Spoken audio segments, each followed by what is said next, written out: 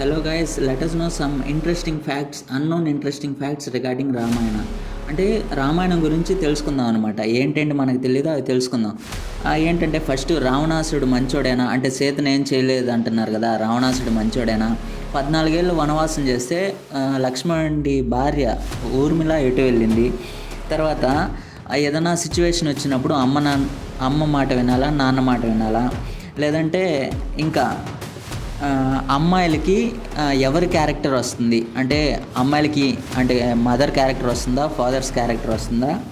అలానే భార్య తప్పు చేస్తే ఆ ఎఫెక్ట్ ఎవరి మీద పడుతుంది, భర్త తప్పు చేస్తే ఆ ఎఫెక్ట్ ఎవరి మీద పడుతుంది? ఇలాంటివన్నీ ఇప్పుడు తెలుసుకుందాం రామాయణంలో. So stay tuned.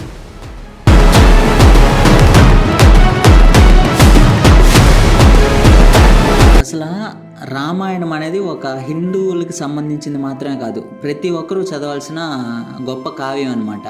ఏంటంటే ఒక సామాన్యుడు ఎలా బతికాడో, ఎలా మంచిగా అందరి దగ్గర మన్ననలు పొందాడో, ఏ సిచ్యువేషన్ ఎలా హ్యాండిల్ చేశాడో అన్నీ తెలుసుకోవచ్చు అనమాట. కాబట్టి ఏదన్నా మనం ఎక్స్పీరియన్స్ చేస్తేనే తెలుసుకోవాలని లేదు, ఎవరన్నా గొప్ప వ్యక్తులు పాటిస్తే అవి చూసి నేర్చుకోవాలి కదా, అదే కదా మన ధర్మం. కాబట్టి ఇలా క్రిస్టియన్స్ లేదు, ముస్లిమ్స్ అని లేదు, ఎవరైనా కూడా రామాయణం తప్పక వినవలసిందిగా కోరుచున్నా. ఎందుకంటే చాలా గొప్ప గొప్ప నీతులు చెప్తుంది అనమాట రామాయణం. సో ఎటువంటి డిలే చేయకుండా ఇప్పుడు దీంట్లోకి వెళ్ళిపోదాం అనమాట.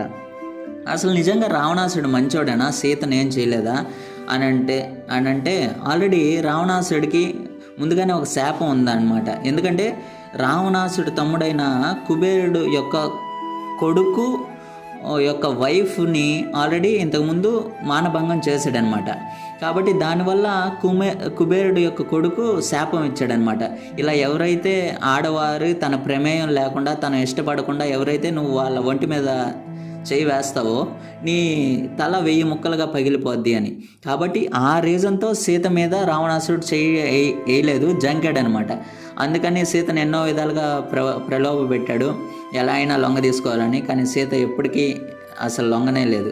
కాబట్టి రావణాసుడు గొప్పోడు అని అంటారు. కాబట్టి రావణాసుడు అంత ఇదైనవాడేం కాదు, ఇదనమాట రీజను.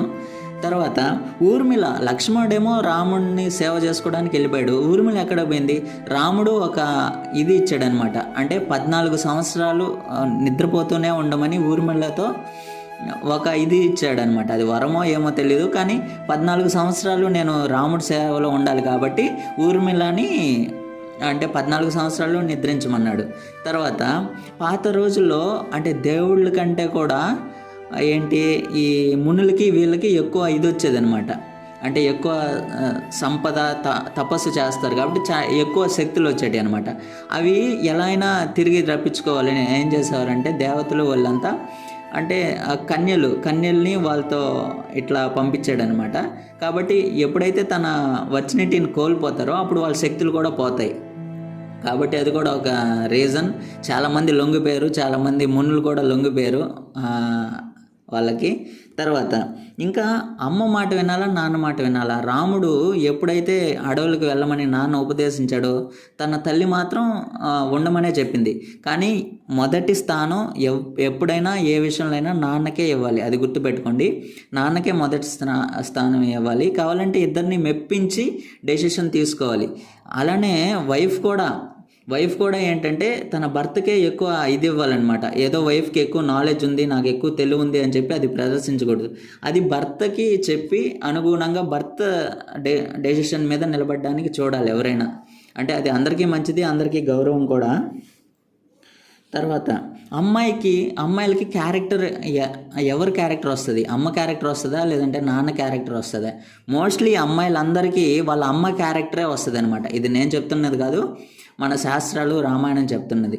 ఏంటంటే మందర ఉంది కదా, అది ప్రలోభ పెట్టడం వల్ల కైకేయికి ఆ ఇది రాలేదనమాట తాటు.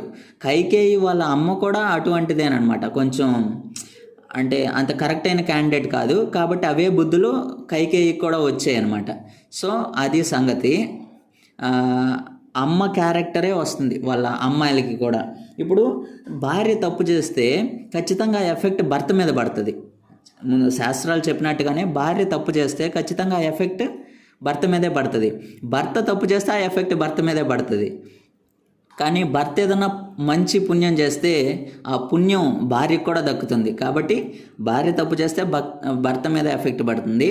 భర్త ఏదైనా మంచి చేసినా అది భార్యకి మంచి ఇది కలిగిస్తుంది, మొత్తానికి ఫ్యామిలీ గౌరవాన్ని పెంచుతుంది.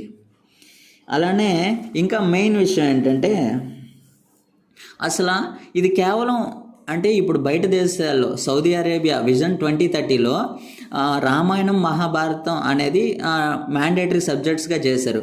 అలానే Indian Institute of Open Studies అనే ఇది కూడా రామాయణాన్ని కూడా ఒక సబ్జెక్ట్గా చేశారు. అలానే United States of America Harvard University కూడా ఒక రామాయణాన్ని మహాభారతాన్ని కూడా ఒక సబ్జెక్ట్గా చేశారు.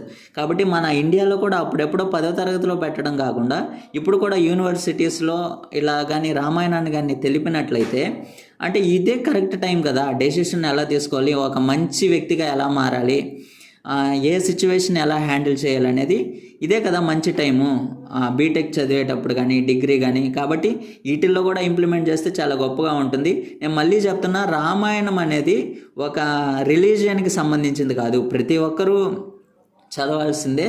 వాళ్ళ లైఫ్ని మంచి ఇదిగా మంచి దీంట్లో పెట్టుకోవాలి. కాబట్టి అదనమాట. So thanks for watching, thanks a lot. ఇలా మీకేమైనా ఇంట్రెస్టింగ్ ఫ్యాక్ట్స్ తెలిస్తే ఖచ్చితంగా కింద ట్యాగ్ చేయండి, నేను కూడా తెలుసుకుంటా. Thank you.